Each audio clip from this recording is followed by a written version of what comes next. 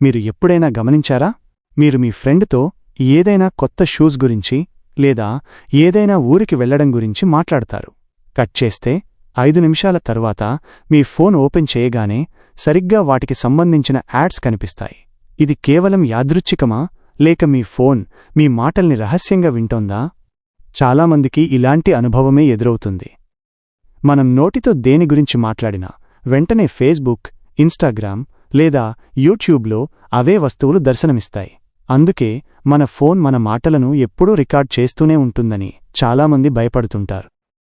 ఈ విషయంలో అసలు నిజమేంటో ఇప్పుడు తెలుసుకుందాం.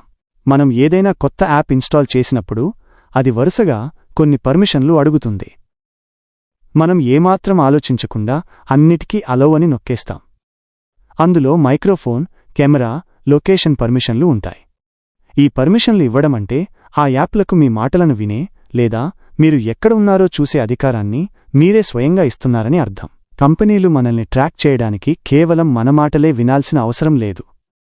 మీ సర్చ్ హిస్టరీ, మీరు ఏ వెబ్సైట్లు చూస్తున్నారు, మీరు ప్రస్తుతం ఎక్కడ ఉన్నారు, ఏ యాప్లో ఎక్కువ సమయం గడుపుతున్నారు అనే ప్రతి చిన్న విషయాన్ని అవి గమనిస్తాయి. ఈ డేటా మొత్తాన్ని ఆర్టిఫిషియల్ ఇంటెలిజెన్స్ విశ్లేషించి మీకు తదుపరి ఏ వస్తువు అవసరమో ముందే ఊహించి ఆ యాడ్స్ను మీకు చూపిస్తుంది. నిజానికి ఫోన్ 24 గంటలు మీ మాటలు వినదు. కానీ మీరిచ్చే డేటా, మీ ఆన్లైన్ ప్రవర్తన ఆధారంగా కంపెనీలు మిమ్మల్ని ఒక అంచనాకు వస్తాయి. మీ ప్రైవసీని కాపాడుకోవాలంటే కొన్ని జాగ్రత్తలు తప్పనిసరి. వెంటనే మీ ఫోన్ సెట్టింగ్స్లోకి వెళ్ళి అనవసరమైన యాప్లకు ఉన్న మైక్రోఫోన్, లొకేషన్ పర్మిషన్లను ఆఫ్ చేయండి. అలాగే గూగుల్ మరియు సోషల్ మీడియా సెట్టింగ్స్లో పర్సనలైజ్డ్ యాడ్స్ ఆప్షన్ను డిసేబుల్ చేయండి.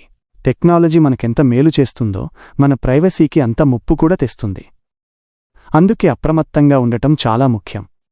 మరి ఇప్పుడు చెప్పండి, మీ ఫోన్ మీ మాటలు వింటుందని మీరు ఇప్పటికీ నమ్ముతున్నారా?